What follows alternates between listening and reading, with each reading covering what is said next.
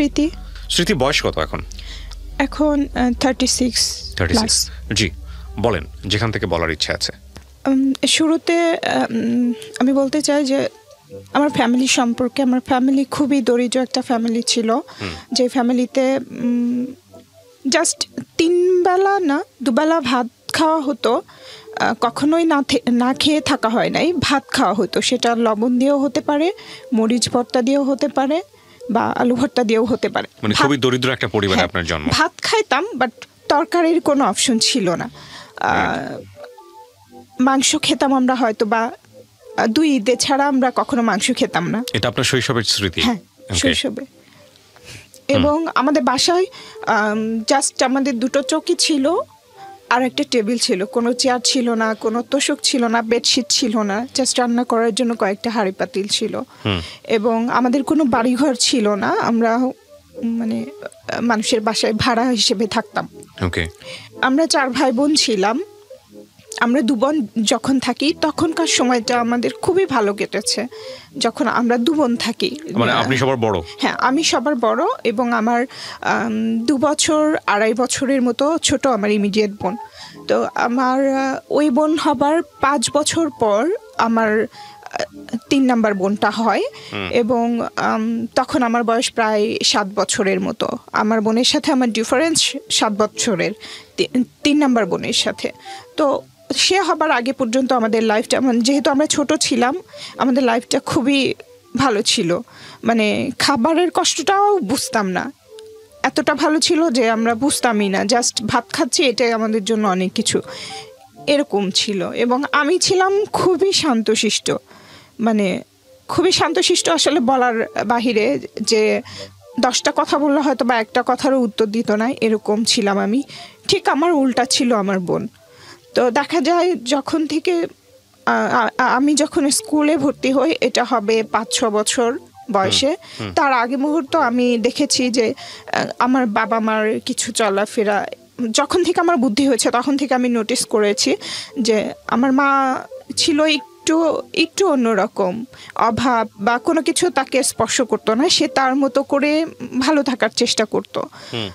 যেমন তার পোশাক আশাক, উনি যেই বাসায় তরকারি থাকে না, সেই বাসার মা বা যে কর্ত্রী, সে হচ্ছে স্লিভলেস ব্লাউজ পরতেন, হাত ভরা চুড়ি পরতেন, টিপ পরতেন, এভাবে চলেছেন উনি। তো এগুলো আমার ভালো লাগতো না, কেন জানি ভালো লাগতো না, জানি না, কিন্তু আমার ভালো লাগতো না। আমি বুঝতাম না এটার মানে খারাপ বা এটা অনেকের চোখে বাজে লাগে, এগুলো আমি কিছুই বুঝতাম না। জাস্ট আমি এতটুকু বুঝতাম যে আমার ভালো লাগতো না। এবং আমার বাবা মার সাথে, বাবা মার ভেতরে মিল ছিল না কোনো দিক দিয়েই, তাদের ইচ্ছা অনিচ্ছা কোনো কিছুতেই মিল ছিল না। আমার বাবা যেরকম, তার উল্টো আমার মা। বাট একটা পর্যায়ে গিয়ে যখন আমার 6 বছর বয়স, আমাকে স্কুলে ভর্তি করাইছে মাত্র, তারপরে একটা ঘটনা, আমার মা বিভিন্ন সময় বিভিন্ন লোকদের সাথে সম্পর্ক করে। সম্পর্ক বলতে আমি বুঝাইছি যে পাতানো সম্পর্ক, যেটাকে বলে অনেকে, যে বাবা ভাই, এই ধরনের সম্পর্ক। তো এরকম সম্পর্ক করতে থাকে। একদিন আমাদের বাসায় তার ভাই বলে একজনকে আনেন, ওনাকে আমরা মামা বলেই ডাকি। তখন জাস্ট আমি একটু বুঝি। তো আমার মা আমাকে ওনার কোলে বসায় দেয়, ওই মামার কোলে, যেটা আমার এমনিতে খুবই শান্ত ছিলাম, আমার কোনো লোকজন ভালো লাগতো না, কোনো কিছুই আমার ভালো লাগতো না, জাস্ট আমি আমার মতো থাকতে পছন্দ করতাম। এবং তখন থেকেই আমার পড়াশোনার প্রতি একটা ইয়ে ছিল, আমার পড়তে ভালো লাগতো। যেহেতু মানে আমাদের বাসায় টিভি ছিল না, ফ্যান ছিল না, ফ্রিজ ছিল না, কিচ্ছু ছিল না, এবং আমি বাইরের বাচ্চাদের সাথে খেলতামও না। আমার বিনোদন বলতে ছিল বইয়ের পাতা, বইয়ের ভিতরে যে লেখা পড়তাম, ছবি দেখতাম, এগুলোই আমার সারাদিনের বিনোদন, আমার আর কিছুই ভালো লাগতো না। তো আমার মা ওই মামার কাছে আমাকে বসায়। আমার মা দেখছিল যে ওই মামাটা আমার স্পর্শ করছিল, এবং যেটা আমার খুবই বাজে লাগছিল এবং খুবই খারাপ লাগছিল, ভয়ও পাচ্ছিলাম। এবং আমার মনে আছে আমার চোখ দিয়ে পানিও বের হচ্ছিল, বাট আমি আমার মাকে বলতে পারছি না। এবং আমি যখন একটু জোরাজোরি করছিলাম, আমার মা আমাকে ধমক দিয়ে আবার ওনার কাছেই বসায় দিচ্ছিল। এটাই আমার লাইফের ফার্স্ট একটা অভিজ্ঞতা ছিল। আমি অত বেশি না বুঝলেও এতটুকু বুঝতাম। কোন ক্লাসে পড়েন আপনি তখন? তখন আমি মাত্র ভর্তি হয়েছি। মানে Class আপনার মা 1 চাচ্ছিল আপনি এই ধরনের অ্যাবিউজ হন, বা দেখেও না দেখার ভান করছিল? হ্যাঁ, দেখে না দেখার ভান হোয়াট করছিল। ইন্টারেস্ট, কি ধরনের ইন্টারেস্ট কি থাকতে পারে? আপনি তো এখন ম্যাচিউর। তখন আমি যেটা বুঝতে পেরেছি, সে যাকে ভাই বলছে সে হ্যাপি থাকলে হয়তো বা সে আমার মাও কোনোভাবে হ্যাপি হবে। ইন হোয়াট সেন্স, হাউ, কিভাবে সম্ভব? লজিকটা থাকতে হবে। হয়তোবা চাচ্ছিল যে উনি আমার মাকে কিছু টাকা পয়সা দিবে, বা একটা ভালো শাড়ি কিনে দিবে, বা একটা গহনা কিনে দিবে, এরকম কিছু। এত এইভাবে হয়? এরকমই।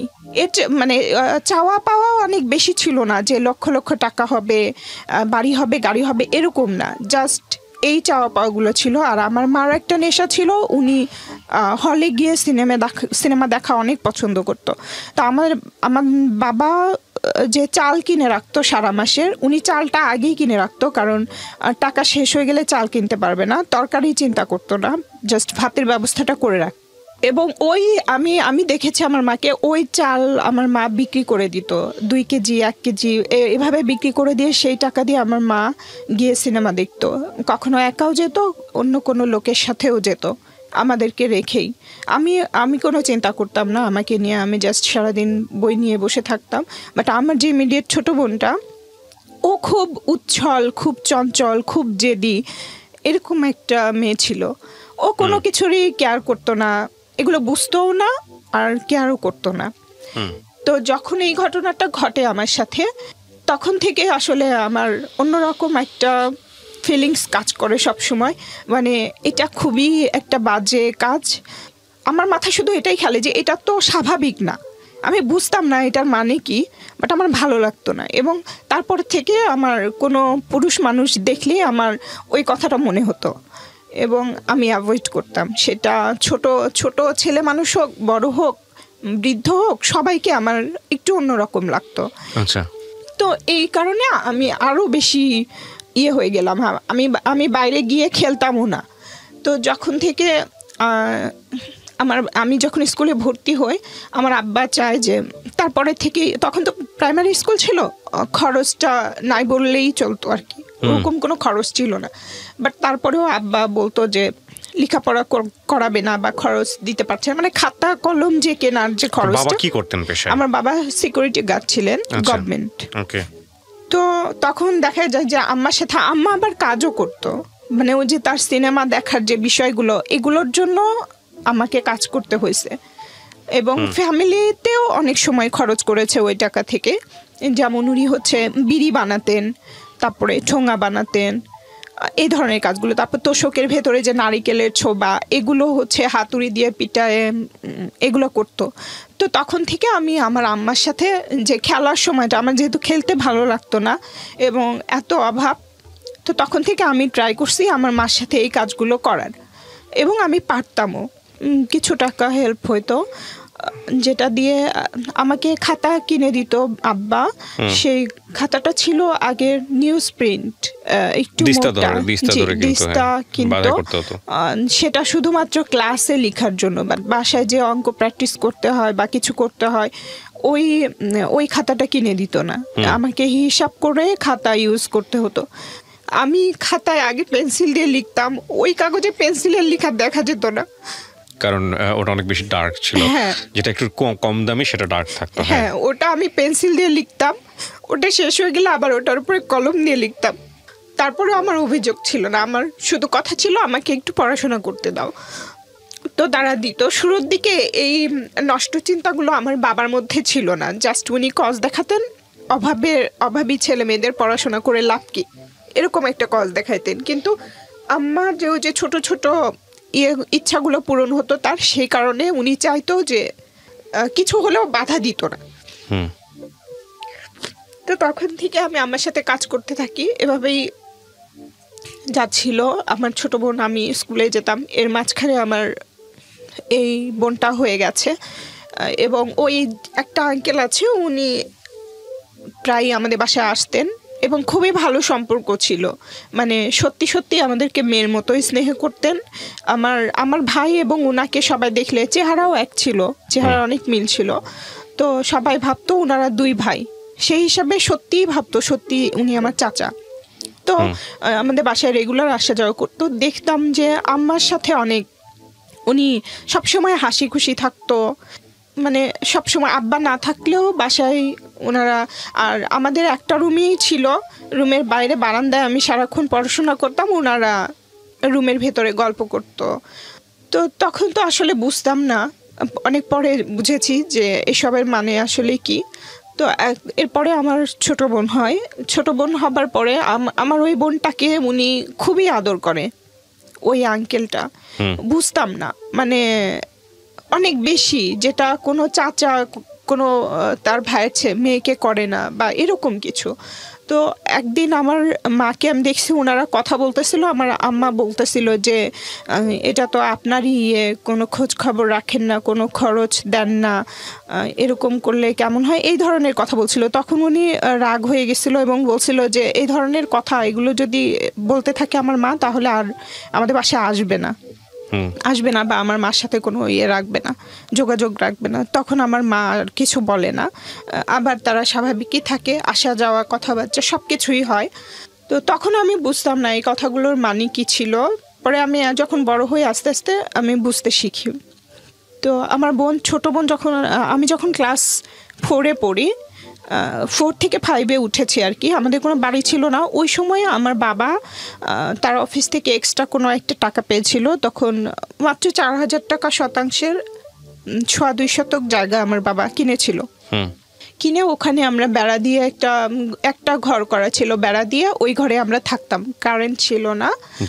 তো ওখানেই থাকতাম, ওই চাচার বাসার পাশাপাশি আর কি, একই জায়গায় ছিল বাসাটা।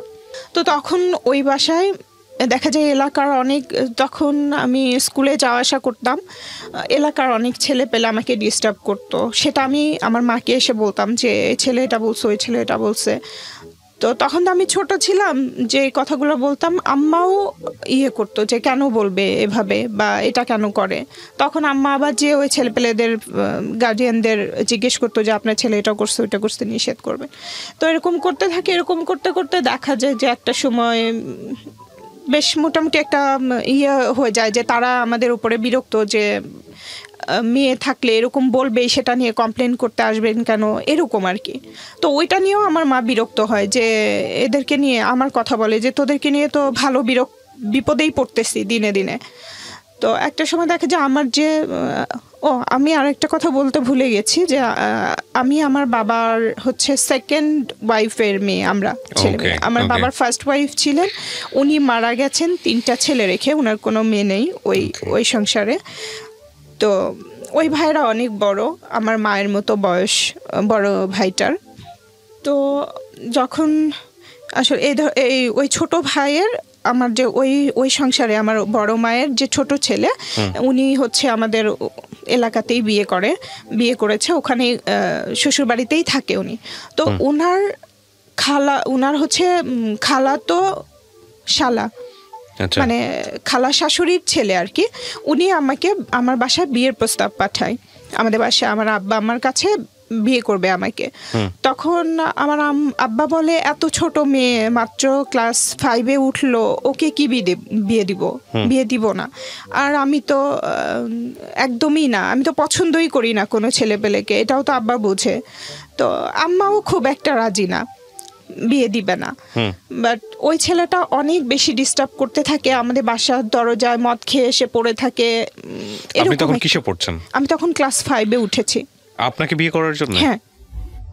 না, আমার কোনো ভাই ছিল না। যে আমার যে বড় মার যে 3 ভাই ছিল, সেই 2 ভাই থাকতো তাদের গ্রামে, মানে বাগেরহাট, খুলনা বাগেরহাটে। আর একটা ভাই আমরা যেখানে থাকি ওখানেই বিয়ে করেছিল। বাট ওই 3 ভাইয়ের সাথে আমার বাবার সম্পর্ক ভালো না, যে কারণে আমাদেরকে মানে ওভাবে কখনোই টেক কেয়ার করেনি বড় ভাইয়ের মতো করে, বরঞ্চ অনেক সময় অনেক ধরনের ক্ষতি করার চেষ্টা করেছে বা অনেক অপমান অপদস্থও করেছে আমার বাবাকে, আমার মাকে। তো এটা যখন রাজি হয় না, ওই ছেলেটা এরকম করতে থাকে। একটা পর্যায়ে গিয়ে মা, এলাকাতেও একটু কথাবার্তা হয় যে বিয়ে দিয়ে দিলেই হয়, সংসার চালাইতে পারে না, ছেলে মেয়ে মানুষ করতে পারে না, তাহলে বিয়ে দিলে হয়, এরকম বলা বলি করতে থাকে। তো আব্বা আম্মা খুব বিরক্ত হয় এবং তখনই আব্বা আম্মার মাথায় ওইটা ঢুকে যায় যে আমাকে বিয়ে দিতে হবে, বিয়ে দিলে মানে তারা মুক্তি, আমাদেরকে যে আমাদের পিছনে যে খরচ এটাও হবে না, আর সব রকম ইয়ে থেকে হবে। কিন্তু বিয়েটা কাদেরকে দিবে, মানে যেসব এরকম অফার পেলে দিবে। তখনও পর্যন্ত আমাকে বিয়ের জন্য জোরাজোরি করে নাই। যখন আমি ক্লাস 5-এ পড়ি, ওই পড়া অবস্থাতে আমার বাবার বড় ভাইয়ের ছেলে, উনি হচ্ছে নিউ মার্কেটে বিজনেস আছে ওনার, রেস্টুরেন্ট বিজনেস। তো উনি আমাদের বাসায় যায়।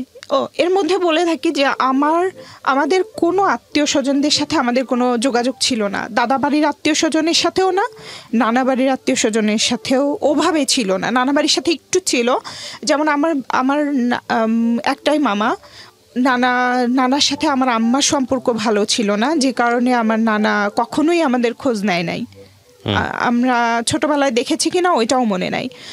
কিন্তু ওই মামা যখন আসতো আমার মা খুবই বিরক্ত হতো, আমাদেরকে বলতো, আমাদের কিন্তু কিছুই ছিল না, তারপরেও দেখা গেছে হাঁড়ি পাতিল এখানে চিপায় লুকায় রাখতো, কোনো কাপড় চোপড় থাকলে সেটা লুকায় রাখতো, আর আমাদেরকে বলতো যে আসতেছে শুধু খাওয়ার জন্য আর নেবার জন্য।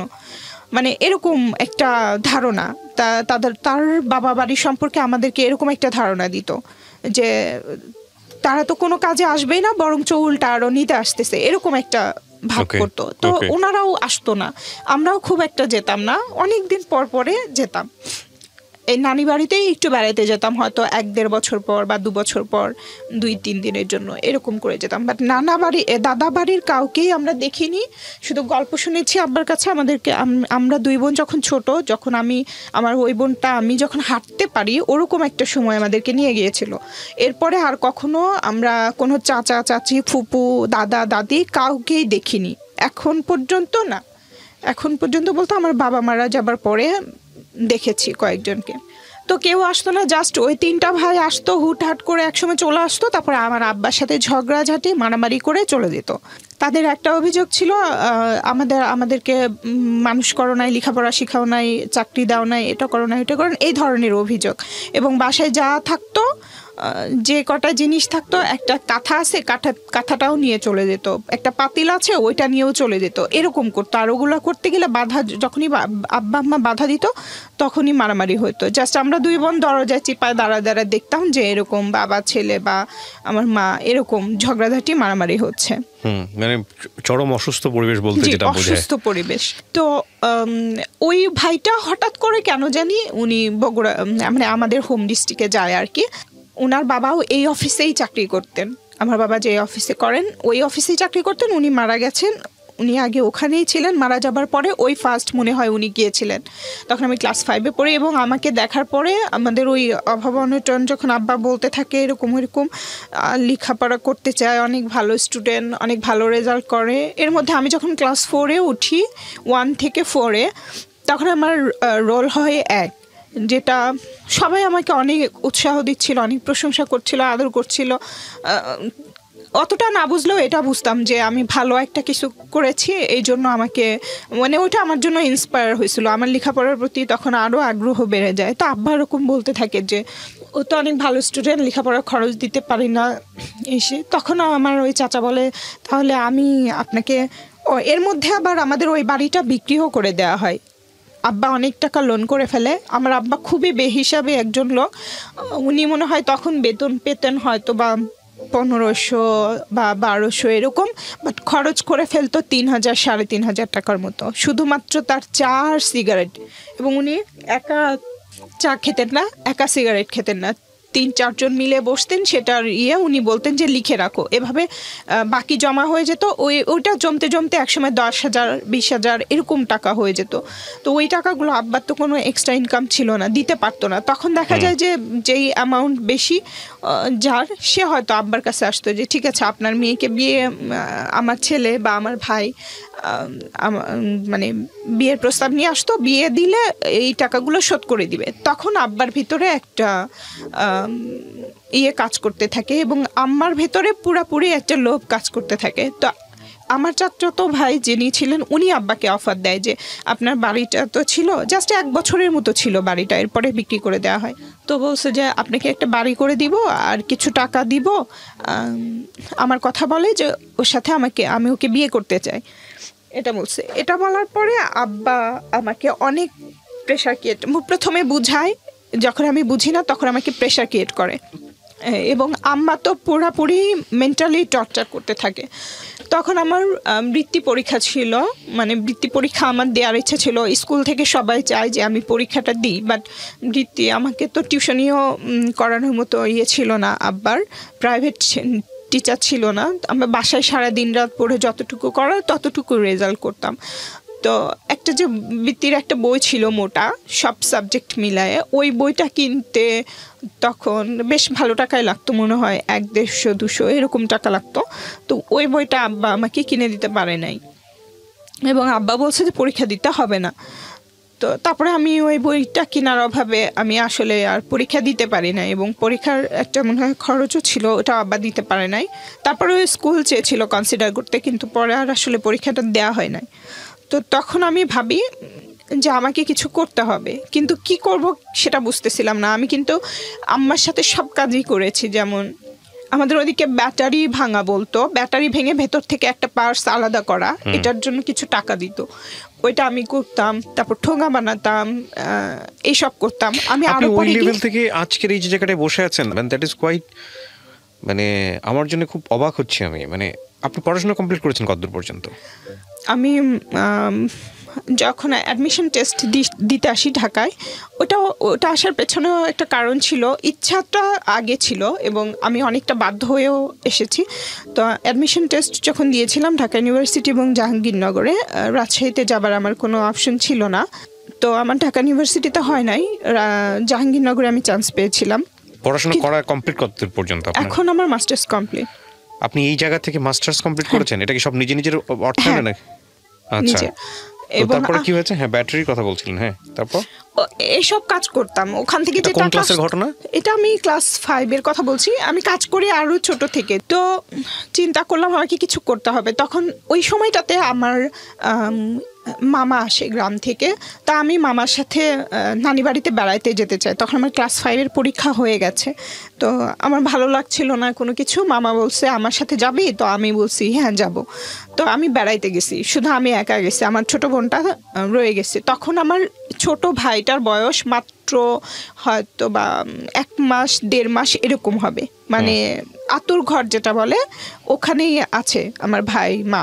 তো আমি আমার মামার সাথে চলে যাই আমার নানি বাড়িতে বেড়াইতে কয়েকদিনের জন্য।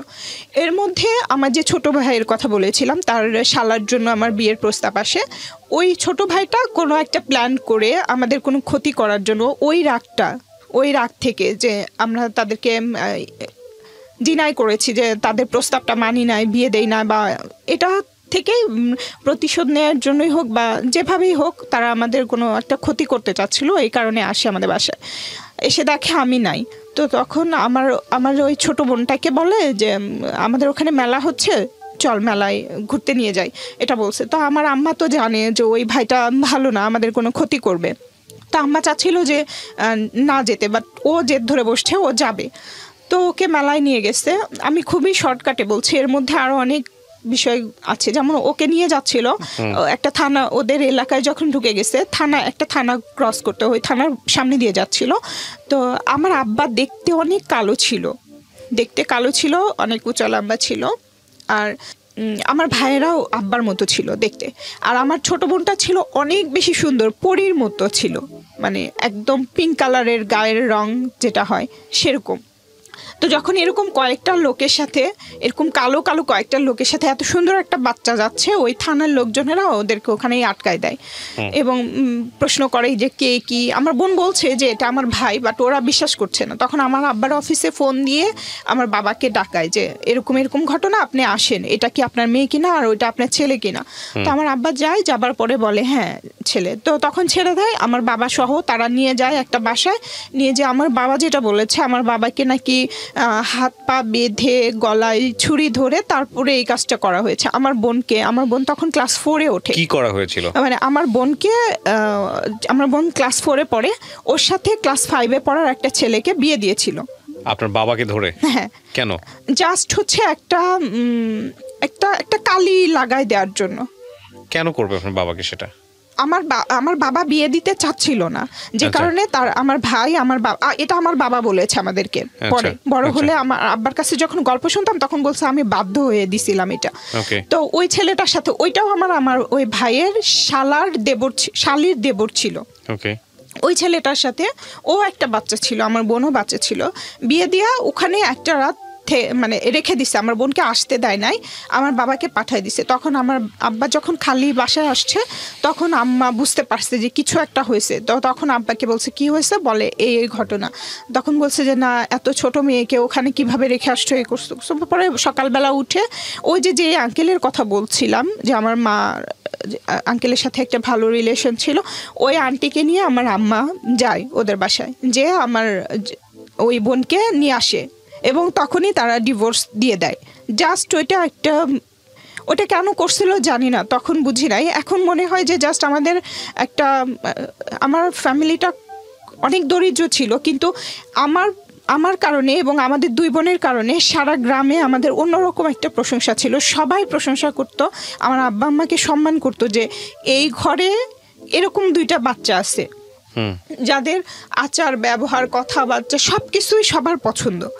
তো হয়তো বা এইসব কারণেও হতে পারে, যে জেলাস থেকে বা যে কোনো কারণেই হতে পারে এই কাজটা করছিল তারা, এবং তখনই ডিভোর্স হয়ে যায়। তো আমার বন্ধু তখন কিছু বুঝতো না, বিয়ে কি ডিভোর্স কি এসব কিছুই বুঝতো না। জাস্ট এক সপ্তাহ পরে যখন আমি নানি বাড়িতে আসি, তখন আমাকে যখন বাসায় ঢোকার আগে কয়েকজন বলে তোমার বোনের তো এরকম বিয়ে হয়েছিল। তা আমিও তো তখন অত ভালো বুঝি না, জাস্ট বিয়ে শব্দটা পরিচিত, বাট বিয়ে মানে কি, ডিভোর্স কি, এগুলো তো অত ভালো বুঝতাম না। তা আমি আম্মাকে এসে বলি যে কি হয়েছে, বলে কি এরকম ঘটনা। তো যাই হোক, তখন পরে আমরা যখন স্কুলে যাইতাম ওকে সবাই বিভিন্নভাবে খ্যাপাইতো যে তোর তো বিয়ে হয়েছিল এটা ওটা। ওর আবার এটা খুব রাগ ছিল, জেদি ছিল, ভালো লাগতো না। তো তখন থেকে ওর স্কুলের প্রতি একটা অনীহা চলে আসে, মানে ও স্কুলে যাবে না, এসব কথা তার ভালো লাগে না। তো এরকম করতে থাকে, বাট আমি তো ছাড়বো না। তো স্কুলে যাইতে থাকলাম আমি, সব কিছু এভাবেই চলতেছিল। যাই হোক, স্কুলে গেলাম, একটা সময় দেখা গেছে আমার জন্য আরও হেল্প হলো। আমরা যখন আব্বা নেক্সটে একটা পাকা ঘর ভাড়া নিল, মানে যেটার মেঝে পাকা, তো তখন আমার জন্য আরও সুবিধা হলো। আব্বা আমাকে চক কিনে দিত, আমি পাকার মধ্যে অঙ্ক করতাম, মানে অঙ্কটা বিশেষ করে কাপড় দিয়ে মুছে আবার করতাম। এটা আমার জন্য অনেক বড় একটা সুযোগ ছিল ওই পাকা বাসাটা ভাড়া নেবার কারণে। এভাবেই পড়াশোনা হচ্ছিল, মানে রেজাল্টও খুব ভালো হচ্ছিল। যখন আমি এর মধ্যে ওই আমার চাচাতো ভাইয়ের ওইটার জন্য আমাকে সবসময় প্রেশার ক্রিয়েট করা হচ্ছে। তো যাই হোক, আমি তখন পরিচিত একটা মামা ছিল, ওই মামারাও চাইতো যে আমাকে ভালো একটা কোনো জায়গায় বিয়ে দিবে, যেটার বিনিময়ে তারা সবাই বেনিফিটেড হবে। মানে দেখা গেছে বড় একটা টাকা দিবে, সেখান থেকে ওই মামা, মানে ওই যে পাতানো মামা, এটা হচ্ছে আর একটা পাতানো মামা, ওনারা বিহারি ছিল। আমার আব্বাও পছন্দ করতো ওনাকে, আম্মাও পছন্দ করতো। উনি একটা মেজরের সাথে সম্পর্ক নিয়ে আসছিল, যে এই মেজরটা একটা বউ আছে, বাট এখানে একটা বিয়ে করবে, বিনিময়ে আপনাদেরকে অনেক কিছু দিবে, হ্যাঁ এটা বলে। তখন আব্বা আম্মা রাজি হয়ে যায়। তো আমাকে বলতে থাকে যে এরকম একটা লোক, আমি বলছি মেজর হোক বা যেই হোক আমি বিয়ে করব না, যেই হোক না কেন বিয়ে করব না, সেটা যেই হোক। তো তখন ওনারা আমাকে একটা সেলাই মেশিন কিনে দেয় ওই মামা। তখন আমি সেলাই মেশিনটা নেই, মানে বিয়ের জন্য না, বলছে ঠিক আছে। ওনারা আমাকে আস্তে আস্তে কনভিন্স করতে চাচ্ছিল, মানে লোভ দেখায় হোক বা যে কারণে হোক। তো ওনার মামা আমাকে বলে যে একটা সেলাই, এটা আমি পরে বুঝতে পেরেছি যে এগুলো একটা ছিল। তো উনি আমাকে একটা সেলাই মেশিন কিনে দিছে। আমি তখন ক্লাস 8-এ পড়ি, না 7-এ পড়ি। তখন আমাকে সেলাই মেশিন দিয়েছে, এবং আমি একটা আপুর কাছ থেকে কাজও শিখি, সেলাইয়ের কাজ। তারপর থেকে আমি সেলাই কাজ করতে থাকি। আর আসলে যেমন অর্ডারে যে মশারি, এইসব নেট ব্যাগ, এগুলো সেলাই করতে থাকি। তারপরে আশেপাশের মহিলাদের ব্লাউজ, পেটিকোট, এইসব এভাবে করেই চলতেছিল। আর এর মাঝখানে আব্বা হচ্ছে করতো, আব্বার অফিস থেকে যেই লোকেরা ফিল্ডে যেত, আমাদের ওখানকার অফিসে ফিল্ডে যেত, তারা সবাই জানতো, ঢাকা অফিসে সবাই জানতো যে সুলাইমানের 2টা মেয়ে আছে, মানে সবাই প্রশংসার ইয়েতেই দেখতো। তো যখনই যেত খবর দিত যে তোমার, মানে আমার বাবাকে বলতো যে তোমার মেয়ে দুটোকে নিয়ে আসবা। দেখা করতে যেতাম, ভালো কোনো কাপড় ছিল না আমাদের। ভালো কাপড় বলতে স্কুল ড্রেস। স্কুল ড্রেসটা হচ্ছে আমার সবচেয়ে ভালো ড্রেস ছিল, ওটা পরে যেতাম। তখন আব্বা তাদের কাছ থেকে সিম্প্যাথি নেবার চেষ্টা করতো, বলতো যে তোমার মেয়েরা তো লেখাপড়া অনেক ভালো শুনেছি, তো কি অবস্থা? বলে কি না স্যার পড়াইতে পারি না, পড়াশোনা বন্ধ করে দিব, এটা সেটা অনেক ধরনের কথা বলতো। তখন ওনারা আব্বাকে কিছু টাকা দিয়ে যেত। এটা খুব আপনি বুঝতেন যে বাবা ইচ্ছা করে এটা করতেছে, বা নিরুপায় হয়ে করতেছে, বা নিরুপায় হয়ে করতেছে, ইচ্ছা করেই করতেছে। তো ওই টাকাগুলো আব্বা নিত, বাট ওই টাকাগুলো আমার পিছনে খরচ করতো না। দেখা গেছে 500 টাকা 1000 টাকা আমার বই কেনার জন্য দিত বা একটা ড্রেস কেনার জন্য দিত, কিন্তু আব্বা আমাকে দিত না। মানে এভাবে মানুষের কাছ থেকে আমাকে দেখায় দেখায় টাকা নিয়ে এনে উনি খরচ করতো, যেটা আমার ভালো লাগতো না। আর আমি তো কাজ করে দিতামই, আমার যতটুকু আমি কাজ করতাম জাস্ট আমার খাতা কলম ছাড়া। আমার স্কুলে কোনো বেতন ছিল না এবং কোনো দিনই আমি প্রাইভেট কি জানি সেটা বুঝতাম না। তো যখন আমি ক্লাস 7-এ পড়ি, একদিন আফসোস করতেছিলাম যে প্রাইভেট কি, মানুষ কিভাবে প্রাইভেট পড়ে, কিভাবে পড়ায়। তো আমার ছোটো বোন বলছে তুই প্রাইভেট পড়তে চাস, তুই শুধু একবার বল। আমি বলছি হ্যাঁ চাই। তখন ওর অনেক জেদ ছিল, ও যেটা জেদ করবে সেটা আমার বাবা মাকে দিতেই হবে। 1 দিন 2 দিন 10 দিন বিছানায় না খেয়ে বিছানার সাথে লেগে যাবে, উঠতে পারবে না, ও সেটাই করতো, না খেয়ে থাকতো যতক্ষণ তার ইচ্ছা পূরণ করবে না ততক্ষণ। তো একটা সময় যে আব্বা আম্মা বাধ্য হইতো তার ইচ্ছা পূরণ করতে, তো বলতো যে এরকম আমাদের 2 জনকে প্রাইভেট পড়তে দিতে হবে। তো আম্মা পাশের এলাকার একজন মহিলা টিচার ঠিক করছে। তো আমরা যাচ্ছি, খুব এক্সাইটেড, প্রাইভেট পড়বো। কিভাবে পড়ায় জানি না, তো প্রাইভেট পড়ে কি, আমি তখন ক্লাস 7-এ পড়ি। তো উনি যাবার পরে একটা মাদুর, যেটা বলে মাদুর বিছায় দিছে, আর উনি পিঁড়িতে বসে আছে টিচার যিনি। তো আমাদেরকে অঙ্ক করাচ্ছে। দেখলাম যে আমি বলছি ম্যাডাম এটা বুঝি না, তো উনি অঙ্কের গাইড উল্টায় দেখতেছিল যে এটা এভাবে এভাবে করতে হয়।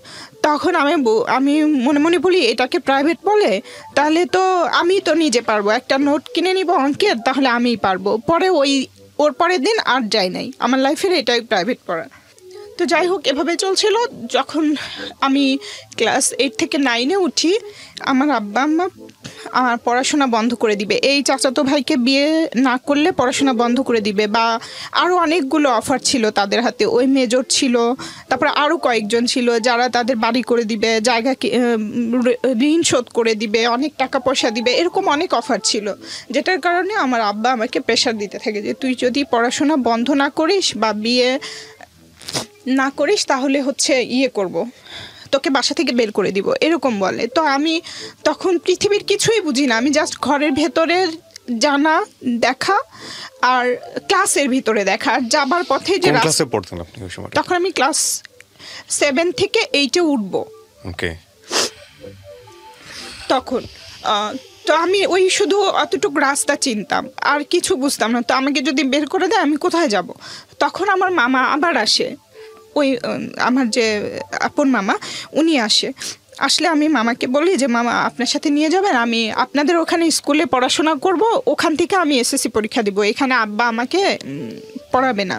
তো এরকম করে আমি মামাকে রাজি করাই। উনিও অনেক ছিল, মানে আমাদের পিছনে যে 1 টাকা খরচ করবে ওই মন মানসিকতা ছিল না, কিন্তু আমি অনেক কান্না করতেছিলাম যে আমাকে এইটুক সুযোগ দেন। আর ওনার কোনো ছেলে মেয়েও ছিল না, তারপরেও উনি হেল্প করতে চাচ্ছিল না।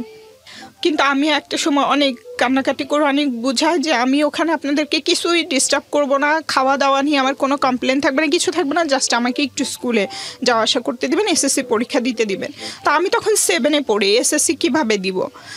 তখন আমি চিন্তা করলাম যে আমাকে কিছু করতে হবে, মানে ড্রপ করতে হবে, আমার স্কিপ করতে হবে, আমার ক্লাস 8-এ পড়া যাবে না, আমাকে তখনই 9-এ পড়তে হবে, তাহলে আমি 1 বছর আগায় যাব। তখন আমি এখান থেকে যখন ক্লাস 7-এ পরীক্ষা দিই, তখন আমি নানি বাড়িতে চলে যাই, যে আমি 8-এর ক্লাসটা না করে আমি ওখানে গিয়ে ক্লাস 9-এ ভর্তি হই।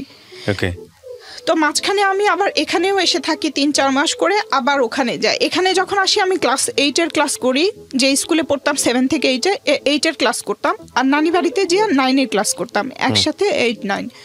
এভাবে করে তারপরে যখন আমি এখানে 9-এ উঠে যাই তখন তো ওখানে 10-এ উঠে যাই, তখন আমি ওখান থেকে পরীক্ষা দিই এবং আমার সাবজেক্ট ছিল সায়েন্স থেকে আমি পরীক্ষা দিই। আমার একটা খালাতো ভাই ছিল, উনি আমাকে হেল্প করেছে আমার ফিজিক্স, কেমিস্ট্রি, ম্যাথে, উনি আমাকে দেখাই দিতেন। আর এর মধ্যে আমি মামার বাড়িতে আর থাকতেও পারি নাই, মামা যে আমাকে হেল্প করতে চাচ্ছিল না, আমি তো একরকম জোর করেই গেছি।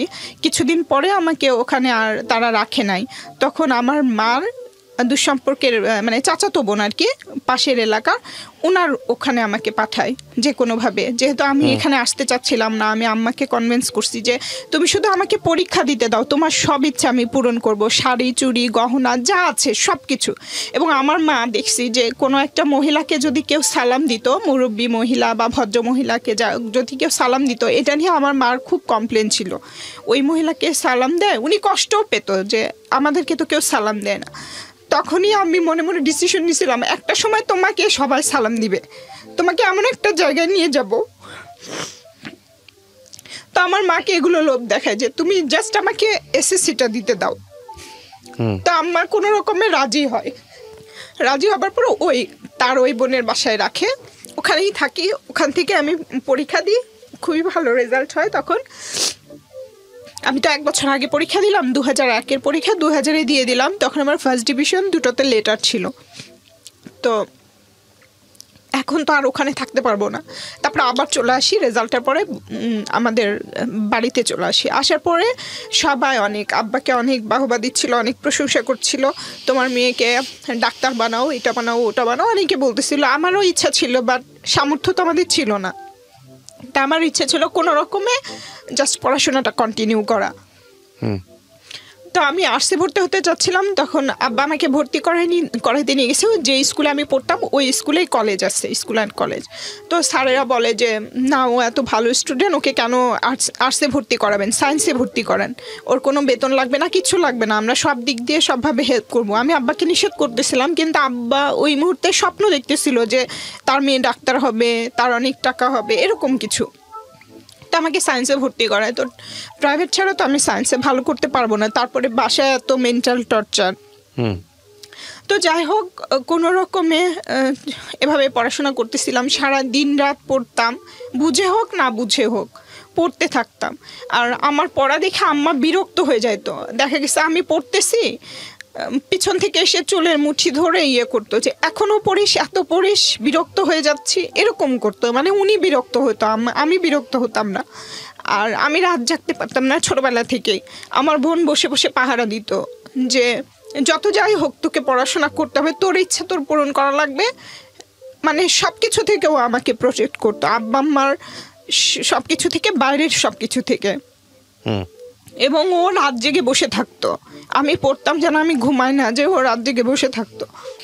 তো যাই হোক, এভাবেই চলছিল। যখন ফার্স্ট ইয়ারে পড়ি, যখন আমি এসএসসির রেজাল্ট হয়, তখন আমার আব্বার কলিগের ভাইয়ের ছেলের সাথে একটা প্রস্তাব আসে বিয়ের। তো আমি রাজি না, আম্মাকে আবার ওই লোভ দেখাতে থাকি যে আমাকে শুধু সুযোগ দাও, আমি ইন্টার পাস করলে তোমাকে এটা ওটা করে দিব, সব করে দিব। আর আব্বা আম্মা বলতো কি, ওইটা তাদের ঋণ শোধ করা। বলে কি, জন্ম দিছি, আমরা যেভাবে বলবো সেভাবে কাজ করবি, তাহলে আমাদের জন্মের ঋণ শোধ হবে। যাকে বলবো তাকে বিয়ে করবি, তাহলে জন্মের ঋণ শোধ হবে। আমি বলছি যে হ্যাঁ করব, কিন্তু আমাকে ইন্টার পাসটা করতে দাও। তো এরকম করতে থাকে, আম্মাকে বলি মানে সময় নেই। তারপরে আমার ওই সময়টাতে ওই বলে যে জাস্ট দেখতে আসবে, বিয়ে দিব না। তো আসে, দেখতে আসলে দেখি যে আমাকে কোনোভাবে রাজি করায় দেখানোর জন্য। ওইটা আমার লাইফের ফার্স্ট মানে ফর্মালি কোনো একটা ছেলে দেখতে আসে। তো দেখতে গেলে দেখি যে আমাকে বিয়ে দিয়ে দিচ্ছে। মানে এটা বুঝি যে ওখানে সিগনেচার করতে বলতেছে, তার মানে বিয়ে হয়ে যাচ্ছে। আমার আগে আমার ছোট বোন বুঝে গেছে, বলে কি, এই ছেলে দেখতে এত কালো, তুই এত সুন্দর, ওই ছেলের সাথে বিয়ে দিব না। তখন ও তো চিৎকার চেঁচামেচি শুরু করে যে আমার বোনকে বিয়ে দিব না, বিয়ে দিব না। এরকম করতে করতে দেখা যায় যে ওই গার্ডিয়ানদের মধ্যে কোনো একটা বিষয় নিয়ে ঝামেলা হয়ে যায়। জানি না কি বিষয়, মেবি এটা কাবিনের টাকা নাকি দেনমোহরের টাকা, এইটা নিয়ে একটা ঝামেলা তৈরি হয়। তখন হয়ে যাবার পরে তারাই বলে যে হ্যাঁ বিয়ে দিব না। আমার আব্বা বলে, আমার আব্বার পক্ষ থেকে আরও কিছু কলিগরা, কাকারা যারা আছে, ওনারা বলে। তো বিয়েটা ভেঙে যায়। ভেঙে যাওয়ার পরে ওই ছেলে ঠিক 1 বছর পরে আমি যখন কলেজে পড়ি তখন আবার আসা শুরু করে। মানে আমি স্কুলে যাচ্ছি, স্কুলের রাস্তার মাঝখানে দৌড় দিয়ে এসে আমার পা ধরে বসে থাকে। মানে আমাকে বিয়ে না করা পর্যন্ত সে পা ছাড়বে না, রাজি না হওয়া পর্যন্ত। তখন আমি তো অনেক ভয় পেয়ে যাই, প্লাস কান্নাকাটি। ওখানে কি করব, রাস্তার ভিতরে মানুষজন হা করে তাকায় থেকে দেখে, এরকম একটা অবস্থা। তো এরকম রেগুলার করতে থাকে। ওটা আমি আম্মাকে বলে দিই যে এরকম এরকম করে। তখন আম্মা আমাকে আবার টর্চার শুরু করে যে তোর হচ্ছে, আমার আম্মা সবসময় আমাকে অভিশাপ দিত।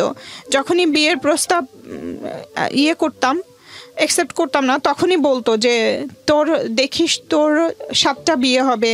বাজে বাজে কথা বলতো। হ্যাঁ, বাজে, খুবই বাজে বাজে অভিশাপ দিত আর কি সব সময়। কিন্তু আমি কিছু মনে করতাম না, তাও তো আমাকে সুযোগ দেয়া হচ্ছে, এটার জন্য আমি কিছু মনে করতাম না। তো আম্মা এটা করতে করে, আমি রাজি হই না। মাঝখানে একটা ঘটনা ঘটে যায়, সেটা হচ্ছে আমার আম্মার যেসব বাসায় আমরা ভাড়া থাকতাম, আম্মা কেন জানি ওই বাড়িওয়ালার ছেলেদেরকে টার্গেট করতো আমাদের জন্য, যে একটা প্রেমের রিলেশন হয়ে যাক বা বিয়ে পর্যন্ত যাক, সেটা এরকম চাইতো আম্মা।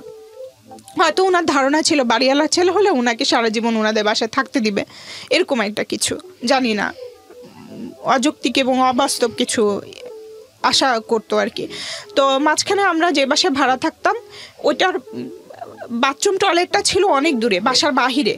তো আমি কখনোই রাতে, আমার যত কষ্টই হোক, আমি রাতে বাথরুমে যেতাম না, কারণ আমার আম্মাকে ডাকলে উনি আমাদের সাথে যাইতো না। মানে উনি তার ঘুম নষ্ট করে আমাদের সাথে যেতে পারবে না ওখানে।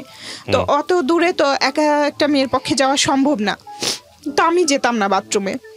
কিন্তু আমার ওই বোন তো কাউকে ভয়ও করতো না, কিচ্ছু কেয়ারও করতো না, কিচ্ছু করতো না, ওর যা ইচ্ছা হতো তাই করতো। তো তখন ওই বিয়েতে আব্বা আমাকে অনেক প্রেশার করে যে বিয়ে দেওয়ার জন্য। একটা সময় দেখা যায় আবার সে আগের মতো করে বাসা থেকে বের করে দিবে। তো তখন আমি কোথায় যাব? আমি তো কাউকে চিনি না, কোনো আত্মীয় স্বজন নাই, ফোন ছিল না যে মামা যখন আসবে তখন তার সাথে যোগাযোগ হবে, তাছাড়া তো যোগাযোগের কোনো বই ছিল না। তাহলে আমি কি করব? তো তখন আমি বাধ্য হই বিয়ে করতে, যে ঠিক আছে আমি বিয়ে করব। তখন আমি ফার্স্ট ইয়ারে পড়ি, আমাকে 1 বছর সুযোগ দিবে, আমি এখানে থেকে আমার ইন্টার পরীক্ষা শেষ করে তারপরে আমি ওই ছেলের সাথে যাব বা সংসার করব, এরকম একটা শর্ত ছিল। আব্বা আম্মাকে বলি যে এটা যদি হয় তাহলে আমি বিয়ে করব। তো বলে আচ্ছা ঠিক আছে, এবং বিয়ে দেওয়া হয়। বিয়ে দেওয়ার পরে ওই ছেলে একটা ছেলে ছিল, এবং আম্মাকে কিছু লোভ দেখাইছিল মেবি, পরে যেটা জানতে পারি যে ওই ছেলের অনেক সম্পদ, সে একাই, একটা শুধু বোন আছে, সব কিছু তার হবে, সেখান থেকে আমাদেরকে অনেক কিছু দিবে, এরকম কিছু আর কি। তো বিয়ে হয়, বিয়ের পরে যেদিন বিয়ে হয় সেদিনই আমাকে ওখানে পাঠানোর জন্য জোর করা হয়। ওই ছেলেও নিয়ে যাবে, আমার আম্মাও পাঠিয়ে দিবে। তখন আমি বললাম যে এরকম তো কথা ছিল না।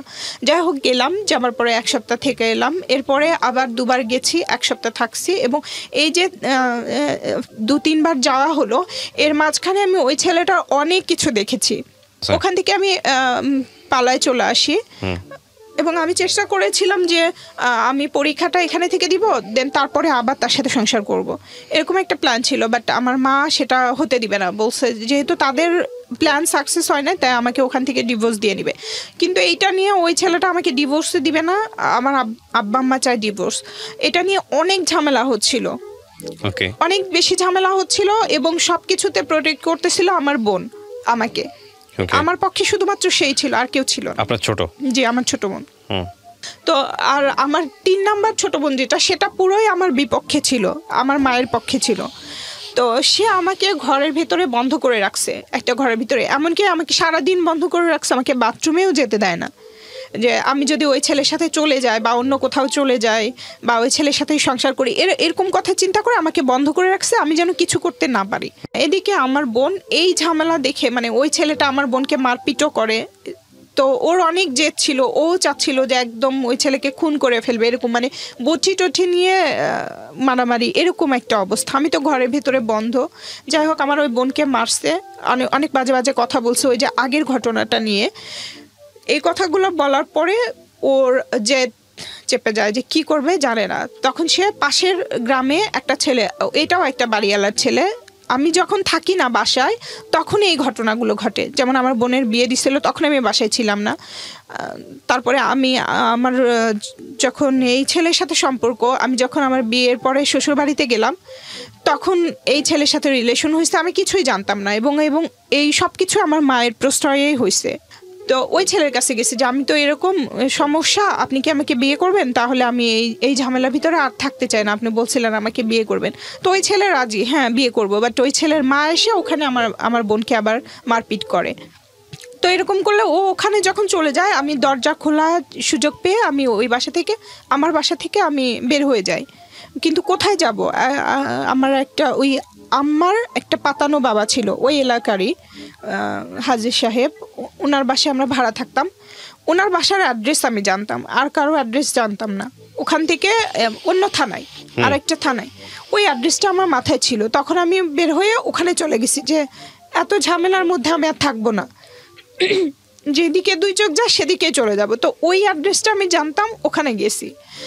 যাবার পরের দিন সকালে নানা বলতেছে যে তুই না বলে চলে আসছিস, বাসায় এরকম গ্যাঞ্জাম, টেনশন করবে সবাই, চল তোকে রেখে আসি। ওই দিন রাতে আমি ওখানে ছিলাম। তো নানা আমাকে পরের দিন নিয়ে আসছে।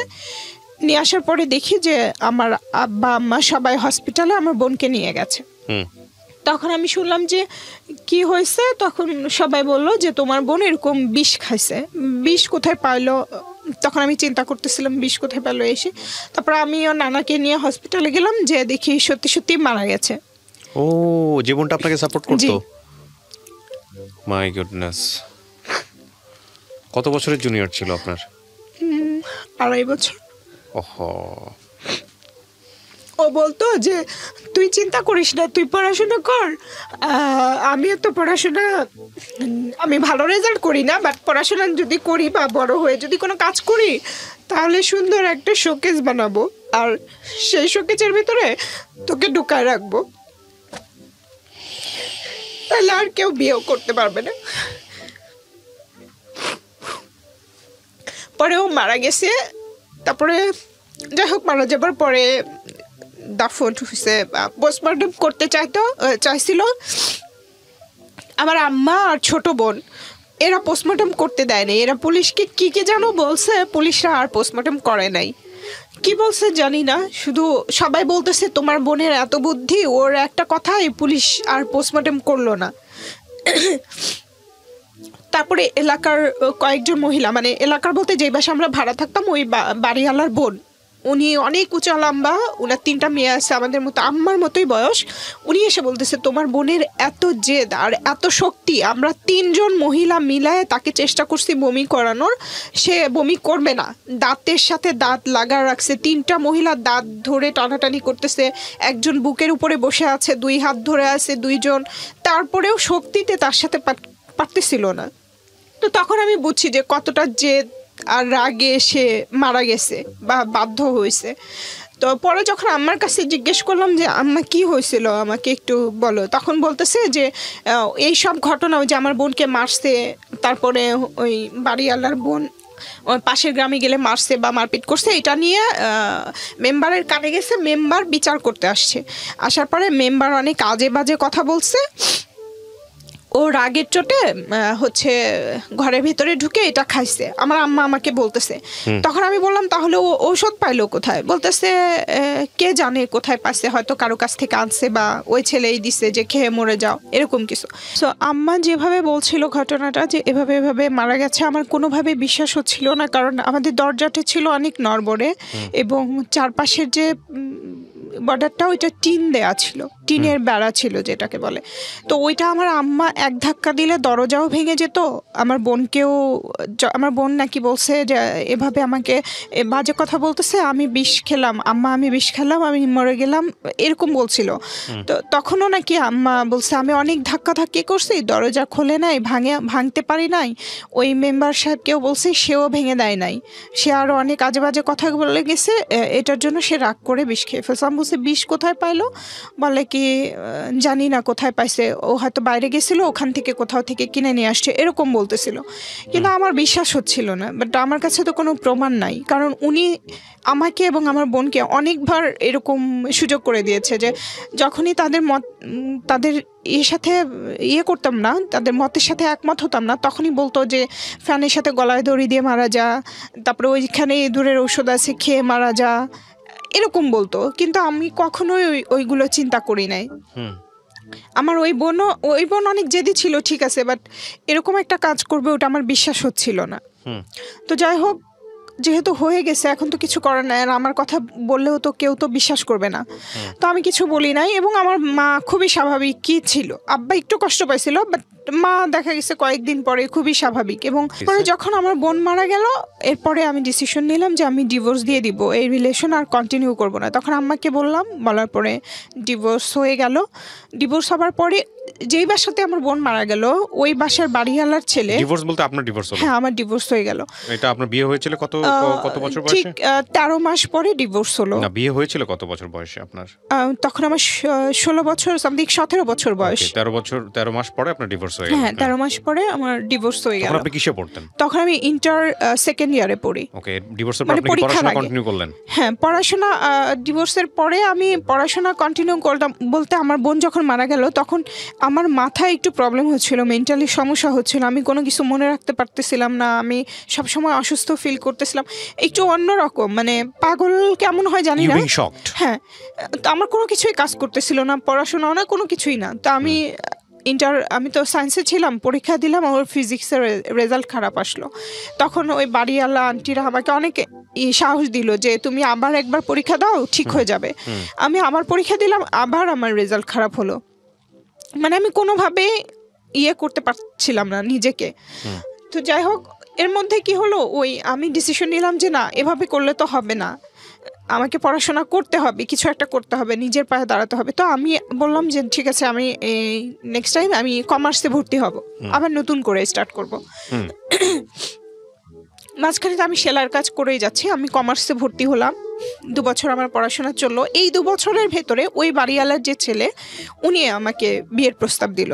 আচ্ছা, মানে আমরা ওই বাসায় আসি প্রায় 4 বছর হবে, কিন্তু যেদিন আমার বোনের জানাজা, সেদিন উনি আমাকে দেখেছে, এর আগে দেখে নাই। মানে আমি যে বাসা থেকে বের হতাম না বা কিছু, স্কুলে যাওয়ার সময় ওভাবে দেখতো না, উনিও কাজ করতো, কাজে চলে যেত, আমাদের কখনোই দেখা হয়নি। ওই দিনই ফার্স্ট দেখেছে, দেখার পরে ডিসিশন নিয়েছে বিয়ে করলে আমাকেই করবে। তো তার ফ্যামিলিও আমাকে অনেক পছন্দ করতো, বাট আমার বাবা যেসব কথাবার্তা আমার সাথে বলতো বা যখন ঝগড়াঝাটি করতো, যে অ্যাটিটিউডগুলো করতো, এগুলো তার মার সামনে একবার পড়ে গেছিল। এবং খুবই জঘন্য ভাষা, বলা যাবে না, বললেও হয়তো বা আপনারা রাখবেন না, ওটা আমি আর বলতে চাচ্ছি না। এটা দেখার পরে ওই আন্টি আমার উপরে খুব মানে উনি খুব হয়ে যায় আর কি, যে মেয়েটা এত ভালো, আমার ছেলেও ভালো, আমার ছেলে পছন্দ করছে ঠিকই ছিল, কিন্তু যেই বাবা যেই মেয়ের সাথে এভাবে কথা বললো, ওই মেয়েকে আমার ছেলের বউ কিভাবে বানাবো, মানে উনি মেন্টালি আবার এটা নিয়ে টেনশন করতে লাগলো, প্লাস অসুস্থই হয়ে গেল। একদিন আমাকে ডেকে বললো যে মা, তোমাকে আমি অনেক পছন্দ করি, এরকম আমার ছেলে বলে দিচ্ছে তুমি ছাড়া কাউকেই বিয়ে করবে না, পৃথিবীর কাউকেই বিয়ে করবে না, তুমি হচ্ছে যেভাবে হোক এটা করবা না, এটা আমার রিকোয়েস্ট, মানে ওনার রিকোয়েস্ট। তো আমি তো চাই আমি কাউকে বিয়ে করব না, আগেও চাইনি, আর এই ডিভোর্সের পরে তো আরও ডিসিশন নিয়ে ফেলছে আমি কখনোই বিয়ে করব না। তো আমি বলছি হ্যাঁ আন্টি, আপনার টেনশন করতে হবে না। বাট ছেলে এতই পাগল ছিল যে এটার টেনশনে তার মাও স্ট্রোক করে মারা গেছে, মানে ওই ছেলের মাও মারা গেল এর মধ্যে। এবং ওই ছেলের বড় ভাই বা আরো যারা ছিল রাগে আমাদের সাথে অনেক দুর্ব্যবহার করতে চাইলো, মানে এমন আমাদেরকে পাড়ার থেকে বের করে দিবে, আমাদের কারণে এত কিছু হচ্ছে, তার ভাই পাগল হয়ে যাচ্ছে, এরকম একটা অবস্থা। তো আমার আম্মাকে বললাম আমাদের এই বাসা ছাড়তে হবে, মানে যখন প্রস্তাব দিয়েছে তখন থেকে আম্মাকে প্রেশার দিলাম। তো একটা সময় আমরা ওই বাসা ছেড়েও দিলাম, দেবার পরে আমি আমার ইন্টারকম করলাম। কিন্তু ওই ছেলেকে আর বাসায় আসা বাদ দেওয়া যায় না। ওই ছেলে বাসায় আসতে লাগলো, আমার খোঁজ খবর নিতে লাগলো। তারপরে আম্মা চাচ্ছিল কি ওই ছেলে আসবে আমাদের বাসায়, তারপরে সবাই একটা কথা বলবে, গ্রামের লোকজন একটা সিন ক্রিয়েট তৈরি হবে, ধরে সবাই মিলে ছেলে মেয়ের বিয়ে দিয়ে দিবে, তখন আমি বেঁচে গেলাম। মানে আম্মার কথা হচ্ছে যেভাবে হোক বিয়ে হলেই হলো। তো দেখা গেছে আমি পড়তেছি, ওই ছেলে পিছনে এসে দাঁড়ায় থাকতো, দেখতো, বাট আমি জানতামই না যে আমার পিছনে কেউ দাঁড়ায় আছে। মানে এত ভালোবাসতো যে মাথার উপরে ফ্যান নাই, গরম, আমার কোনো দিকে কোনো ফিলিংস, আমি শুধু পড়ছি। এটা দেখে উনি অনেক অবাক যে এত গরমের মধ্যে গা দিয়ে ঘাম বের হয়ে যাচ্ছে, সে কিছু টের পায় না। সেই ছেলে সাথে সাথে যে একটা ফ্যান কিনে নিয়ে এসে আমার বাসায় দিয়ে গেছে যে তোমার পড়তে কষ্ট হয় গরমে, এই ফ্যানটা তুমি ইউজ করো। মানে আমার আম্মাকে দিছে, আসলে বেসিক্যালি ওনাকেই দিয়েছে যে ওর জন্য আনছি। তো যাই হোক, এরকম করতো, মানে এত ভালোবাসতো। তো আব্বা এই সুযোগটা নিত ওনার কাছ থেকে, সবসময় সময় নেই, টাকা পয়সা নিত, এই করতো বলতো। একটা বিষয় যেটা বুঝতে পারছি গল্প শুনে যে আসলে অভাবে স্বভাব নষ্ট বলতে যেটা বোঝায়, আর একটা কথা আছে, এটার বোধহয় একটা ইংরেজি আছে, নেসেসিটি নোজ নো ল, প্রয়োজন কোনো আইন মানে না। তো ওই জায়গাটা থেকে আসলে বিষয়টা এরকম, যেটা আপনাদের এথিকের জায়গা থেকে অনেক বাদবে, বাট আপনারা রিয়েল লাইফটা একটু চিন্তা করে দেখেন, দিস ইজ আ ভেরি মানে ন্যাচারাল ইস্যুস, এবং এটা চোখে পড়বে আপনার, এবং হয়তো নিজের সাথেও মিল পাবেন অথবা আশেপাশে কাউকে জানবেন যে এরকম। ঠিক আছে, হ্যাঁ বলেন। তো ওই ছেলেটা আব্বাকে বলছিল কিভাবে আমাদের সম্পর্ক আগাবে, ও তো কোনোভাবেই রাজি হচ্ছে না। ও রাজি না হলে সমস্যা নাই, আমি তোমার কাছ থেকে টাকা নিচ্ছি, আমি এই স্ট্যাম্পে কথা দিচ্ছি, স্ট্যাম্পে লিখে যে আমি আমার মেয়েকে ইন্টার পাসের পরে তোমার সাথে বিয়ে দিতে আমি বদ্ধপরিকর বা অঙ্গীকারবদ্ধ, এটা বলে একটা সিগনেচার আব্বা দিয়ে দিছে। তো উনি আমাকে বলে না। এরপরে যখন আমার ইন্টার পরীক্ষা হয়ে গেল, তখন তো এর আগে ওই ছেলে আমাকে দেখাইছে যে তোমার আব্বা এভাবে আমাকে কথা দিছে, তুমি কি তোমার আব্বার কথাও রাখবা না? কিন্তু ওই ছেলেটা লেখাপড়া জানতো না, কিন্তু মানুষ হিসেবে একদম 1 ক্লাসের ছিল, মন মানসিকতা মানে সব দিক দিয়েই একটা ভালো মানুষ যা হয়। কিন্তু আমরা ভাই বলে ডাকতাম, ছোটবেলা থেকে এত বেশি হ্যারাসমেন্ট হয়েছি, মানে একটা ভাই সব জায়গাতে খুঁজে বেড়াতাম যে একটা ভাই থাকবে যে আমাদের সব কিছু থেকে প্রোটেক্ট করবে, এরকম ভাবতাম। বিয়ে শাদীর কথা কখনো চিন্তা করতাম না। আর এর মধ্যে যখন তার মা এই কথাটা বলেছে, তখন তো আরও করবো না।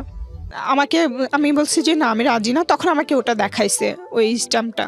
তখন আমি বলছি আপনার ইচ্ছা, আমি স্ট্যাম্পটা কিসের ছিল? স্ট্যাম্পটা ওই যে আমার আব্বা তার কাছে অঙ্গীকার করলো যে এইচএসসি পরীক্ষার পরে তার সাথে বিয়ে দেওয়া হবে। স্ট্যাম্প করার দরকারটা কি ছিল? মানে ওই ছেলেটা বিশ্বাস করতেছিল না। আচ্ছা, স্ট্যাম্পটা কিসের বিনিময়ে, কেন স্ট্যাম্পটা করলে কি লাভটা কি? ভাবছে যে ওইটা সবাইকে দেখালে, মানে দেখালে হয়তো এক ধরনের ইমপ্যাক্ট তৈরি করা যাবে, আসলে কেউ হয়তো বিয়ে না করে বা কিছু চিন্তা করেছিল। তো তখন আমার মাথায় ঢুকলো যে ইন্টার পাস করার সাথে সাথে আমাকে এই বাসা ছাড়তে হবে, না হলে এই ছেলের সাথে তো আমাকে, এটা যখন মুরব্বিদের দেখাবে তখন তো আমাকে প্রেশার ক্রিয়েট করবে বিয়ের জন্য। তো আমাকে যেতে হবে। কোথায় যাব? আমি তো কাউকে চিনি না, কোনো ফোন নাম্বার জানি না, কোথায় যাব? তখন আমি আব্বার কাছ থেকে আমার ওই চাচাতো ভাই, যেই ভাইয়ের কথা বললাম, ওই চাচাতো ভাইয়ের ফোন নাম্বার নিয়ে ফোন দিলাম যে ভাইয়া এরকম আমি অ্যাডমিশন টেস্ট দিতে ঢাকা আসতে চাই, আপনি কি আমাকে একটু হেল্প করতে পারবেন কিনা? তো তখন উনি এক বাক্যে রাজি হয়ে গেল যে হ্যাঁ ঠিক আছে, হেল্প করতে পারবো। পরে ঢাকায় আসলাম, বলছে যে তুমি শুধু ভাড়ার টাকাটা ম্যানেজ করে চলে আসো, এরপরে আমি দেখবো, এটা বলছে। তো আমি আসলাম ঢাকায়। আসার পরে উনি হচ্ছে ওনার ফ্রেন্ডের ফ্যামিলি যে বাসায় থাকে, মানে অ্যাকচুয়ালি ওই ফ্ল্যাটে 3টা ফ্যামিলি থাকে, তার ফ্রেন্ড, তার ভাই বোন, ভাইয়ের ওয়াইফ, মানে অনেক লোকজন। ওখানে আমাকে রাখলো, ওদের বাসায় ফ্লোরিং করতাম। ওদের রুমের একটা ফ্যামিলি একটা রুমে ছিল, ওই ফ্যামিলির ভিতরে আমি আবার ফ্লোরিং করতাম। করে আমি ইউসিসিতে 2 মাসের মতো ক্লাস করলাম। তারপরে আমি অ্যাডমিশন টেস্ট দিলাম। এর মাঝখানে আব্বা আমাকে আমার অফিসে অ্যাপ্লিকেশন করাইছে, মানে চাকরির জন্য। তো আমি চাকরি করব না, আমি বলছি আমি এখন চাকরি করব না, হচ্ছে আমি পড়াশোনা শেষ করে তখন। এবার আবার বলতেছি যে আমি অনার্স কমপ্লিট করে তোমাদের সব ইচ্ছা পূরণ করবো, মানে এভাবে করে আমি এই পর্যন্ত আসতেছি। কিন্তু আব্বা রাজি না, যে একটা সরকারি চাকরি ছোট বড় যাই হোক যদি হয়ে যায় তাহলে আমার ফুল ফ্যামিলি বেঁচে যাবে আর কি, এরকম। তো আব্বা জোর করে একরকম আমাকে অ্যাপ্লিকেশনটা করালো। তো আমি ঠিক যখন আমি অ্যাডমিশন টেস্টটা দিলাম, এর পরপরই, মানে জাস্ট কয়েকদিনের ডিফারেন্স, 3-4 দিন এর মধ্যে আমি এই অফিসে পরীক্ষা দিলাম। তো পরীক্ষা দেওয়ার পরে আমি এই অফিসে টিকে গেলাম, আমাকে ভাইভাতে ডাকা হলো। তো যখন ভাইভাতে ডাকা হলো তখন আমার ওই সময় যখন ভাইভাতে ডাকা হলো তখন আমার জাহাঙ্গীরনগরে ভর্তির ডেট ছিল, যে ওখানে আমাকে ভর্তি হতে হবে। ওই ভাইটাই টাকা পয়সা দিচ্ছে, তো উনি হচ্ছে ভর্তি করাই দিবে। তো আব্বাকে বললাম, আব্বা ভর্তি হতে দিবে না, বলছে ওখানে ভর্তি হলে তো তুমি চাকরি করতে পারবে না, আর চাকরি করলে তো তুমি ওখানে যা পড়াশোনা করতে পারবে না, জাহাঙ্গীরনগর তো অনেক দূরে, মানে কোনোভাবেই না। তখন আমাকে অনেকভাবে চেষ্টা করলো, ফ্যামিলি বাঁচাতে হবে, মানে অনেক রকম। তখন আমিও চিন্তা করলাম যে তাহলে তো কি হবে, তাহলে আমার চাকরিটাই করতে হবে, আমার ইউনিভার্সিটি ছেড়ে দিতে হবে, আমার সারা জীবনের স্বপ্ন যেটা ছিল। তো পরে আমি চাকরিতে জয়েন করলাম 2006 সালে ডিসেম্বর মাসে। এটা তত্ত্বাবধায়ক সরকারের সময় ছিল, যে কারণে আমাদের কোনো ঘুষ বা কিছু দিতে হয়নি, লিগ্যাল ওয়েতে আসা হয়েছে। ঘুষ দিলে হয়তো আমার চাকরিটাও হতো না, যেই চাকরিটা আমি এখনও কন্টিনিউ করছি এটার কথা বলছি। তো যাই হোক, আমি নর্মালি হচ্ছে আমার অনার্স ভর্তি হয়ে গেলাম সোশিয়োলজিতে ইডেন কলেজে। ওখান থেকে আমি চাকরি এবং এটা কন্টিনিউ করছি। এর মাঝখানে আমি কখনোই কোনো ছেলে পেলেকে নিয়ে কোনো স্বপ্ন দেখা, কোনো রিলেশনে জড়ানো, কোনো কিছুই না আমার মাথায়। আমি ছোটোবেলা থেকে ভাবতাম আমি কলেজে উঠে প্রেম করব, এটা করব, ওইটা করব। তারপর ভাবলাম আমি অনার্স উঠে করবো, যে আমাকে ইন্টার ভালো করে পাশ করতে হবে, কোনো দিকে মনোযোগ দেওয়া যাবে না। এরপর আমি ভাবলাম অনার্সে এসে আমি পড়াশোনা, চাকরি, আমি কোনো দিকে মনোযোগ দেবার সুযোগ নেই। আমার প্রথমত ইচ্ছাই ছিল আর বিয়ে না করা, আর আমি আসলে ওই সুযোগটাও পাইনি। তো যাই হোক, আমি দুটোই কন্টিনিউ করলাম।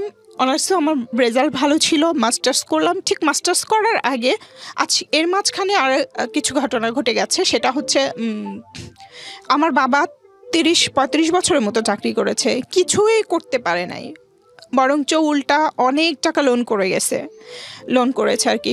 উনি 2,60,000 টাকার মতো পেনশন পেয়েছে, ওখান থেকে দেখা গেছে 1 লাখ টাকা লোন, 1 লাখ টাকা আমার মা নিয়ে নিয়েছে, আর 50,000 টাকা তার আছে, এরকম আর কি।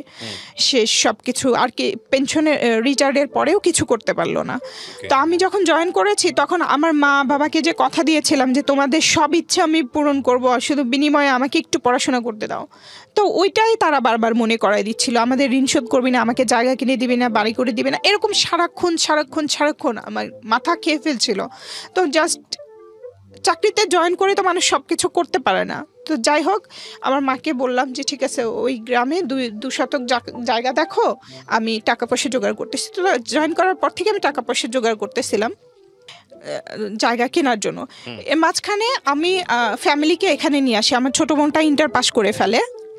ইন্টার পাস করার পরে ওকে এখানে, মানে এসএসসি পাস করার পরে আমি ঢাকায় শিফট করি, ফুল ফ্যামিলিকে ঢাকায় নিয়ে আসি। তখন আমরা সানার পাড়ে একটা বাসা ভাড়া থাকতাম, ওদিকে ভাড়াটা একটু কম ছিল, এই কারণে ওদিকে ভাড়া নেওয়া হয়।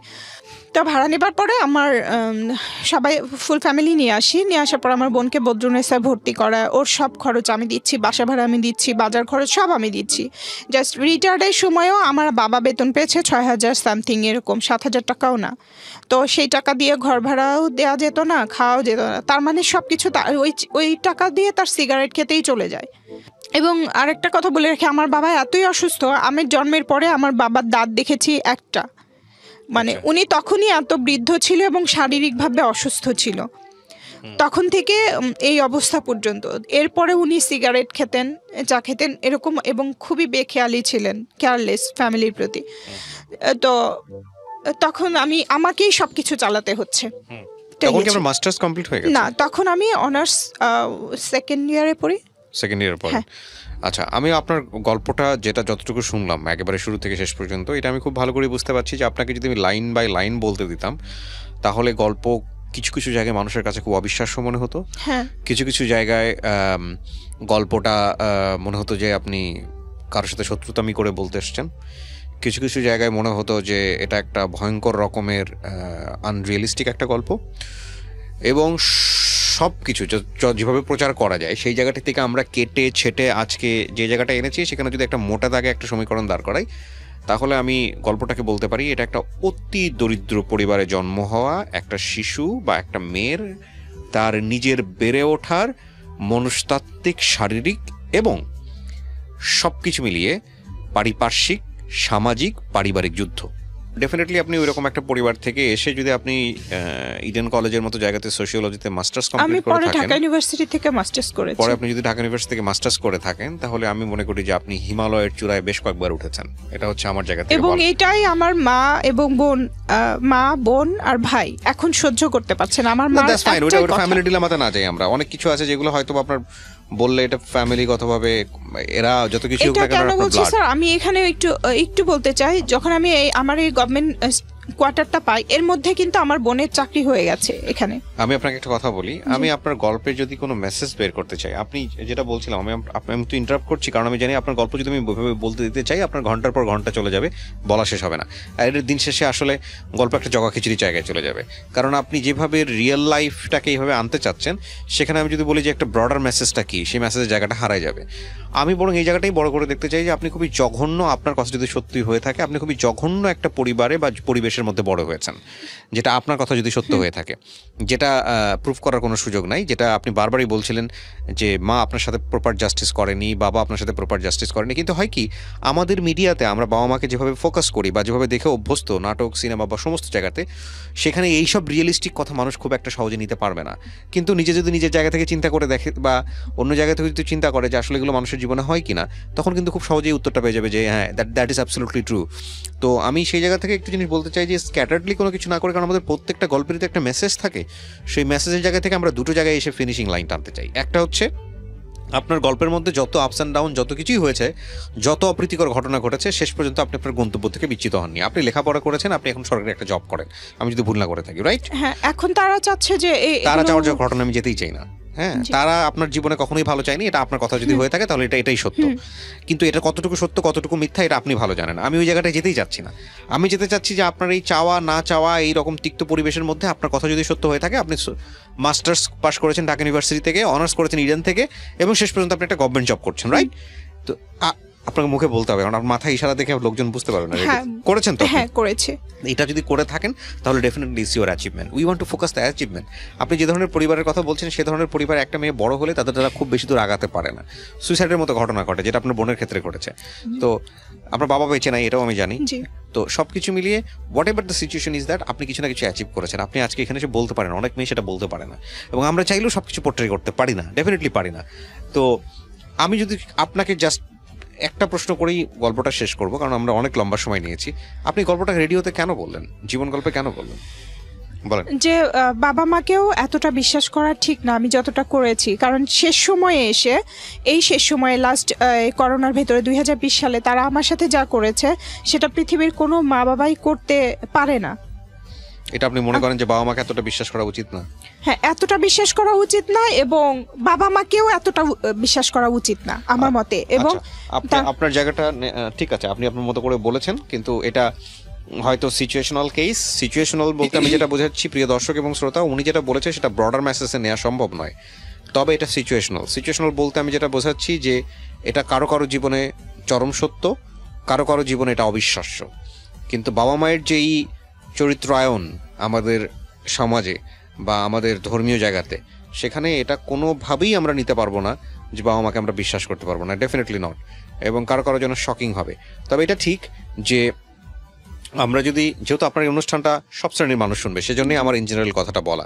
হ্যাঁ, কিন্তু আপনার অভিজ্ঞতা থেকে আপনি হয়তো আপনার বাবা মাকে যেভাবে চিন্তা করেছেন সেটাই আপনি বলেছেন, কিন্তু পৃথিবীতে অসংখ্য সন্তান আছে যারা আপনার বাবা মার কথা বলবো না। এক্স্যাক্টলি, আমি সেটাই বলছিলাম যে পৃথিবীতে অসংখ্য সন্তান আছে যারা এই কথা শুনলে শকড হবে। না, আমি সব বাবা মার কথা বলি না, যে কিছু বাবা মা আছে যাদেরকে আসলে বিশ্বাস করা উচিত না, এবং তারা সব সময় আমার সাথে আমার বিশ্বাস। কিছু বাবা মার এক্সপেরিয়েন্স তো আপনার লাইফে নাই, আপনার লাইফে আপনার বাবা মার এক্সপেরিয়েন্সে আছে। তো সেই জায়গাটা থেকে শুধু একটা কথাই বলার আছে, সেটা হলো যে আমি যদি বড় করে কোনো কিছু দেখতে চাই, আপনি বলতেছেন এইটা, আপনার বাবা মাকে যদি পাশে বসানোর সুযোগ থাকতো, তারাও 1000টা কমপ্লেন আপনার বিরুদ্ধে দাঁড় করাতো তাদের মতো করে। তো আমরা ওই জাস্টিফিকেশনে যাব না, আমরা শুধু একটা জিনিসই বলতে চাই, আপনি যা অবস্থার মধ্যেই ছিলেন, মানসিকভাবে শারীরিকভাবে যে ধরনের টর্চার হয়েছেন, অনেক কিছু আমি আনতে পারিনি রেডিওতে, বাট আপনি অ্যাচিভ করেছেন। সেই অ্যাচিভের জায়গাটা আমি বড় করে দেখতে চাই। সো আজকে যদি স্মৃতির এই জিনিসটাকে একটু বড় করে দেখতে হয় আমাদেরকে, তাহলে আমরা বলবো যে তোমরা এই জিনিসটাকেই, বা যারা শিশু অবস্থায় আছো, পড়াশোনা করছো, তারা এই জিনিসটাকে বড় করে দেখো যে জীবনে একটা জায়গায় পৌঁছাতে হলে, মানে তুমি যদি তোমার ভয়েস রেইজ করতে চাও, তুমি যদি কথা বলতে চাও, তোমার ভয়েস যদি 1000 মানুষের কানে পৌঁছাতে চাও, তাহলে তোমাকে একটা জায়গায় যেতে হবে, একটা জায়গায় পৌঁছাতে হবে। সেই পৌঁছানোর কোনো বিকল্প নাই। এটাই হচ্ছে ultimate message of the story. আমি থ্যাংক ইউ জানাই স্মৃতি। আই এম রিয়েলি সরি যে আমি আপনার প্রত্যেকটা কথা এখানে পোর্ট্রে করতে পারবো না। আপনি সময় নিলেও আমার পক্ষে সেটা সম্ভব না, আমি ফেলে দিব। কারণ আপনি লাইফে যে পাজলটা ফেস করেছেন, ডেফিনেটলি সেটা আমার পক্ষে পোর্ট্রে করা সম্ভব নয় গণমাধ্যমে। বাট আমি ব্যক্তিগতভাবে আপনাকে সরি বলতেছি এই কারণে যে আপনি যদি সত্যি সত্যি এটা ফেস করে থাকেন, দ্যাটস রিয়েলি টাফ। দ্যাটস একটা মেয়ের জন্য আসলে মানসিকভাবে বাধাগ্রস্ত হওয়ার জন্য যত রকমের প্রবলেম ফেস করতে হয় আপনার পরিবারে বা অন্যান্য জায়গাগুলোতে, সেটার এক্সট্রিম লেভেল আপনি ফেস করেছেন, এবং তারপরেও আলহামদুলিল্লাহ আপনি একটা জায়গায় আসতে পেরেছেন যে জায়গা থেকে আপনি অন্তত নিজে এখন সিদ্ধান্ত নিতে পারেন। আপনি যদি জব করে থাকেন, you earn something, so you can take your decision own. So এটা একটা ব্লেজিং জায়গা, গিফটের জায়গা। তো আমি মনে